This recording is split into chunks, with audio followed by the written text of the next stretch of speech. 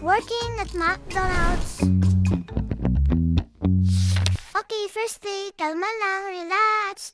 Wait, ba't ang daming tao? Ano to dito? Wait, anong gagawin ko dito? Day and Rise Day 1. Hala, error. Shit, anong gagawin ko? Patay ako nito. Kanino ba kasi order ito? Kanina pa ako igot ang igot ha. Wala man lang nag-declare. Makauwi na nga muna. Nakakapagod. Bukas na lang ulit. Dito na. Medyo upgraded na. From zero to may konting alam na.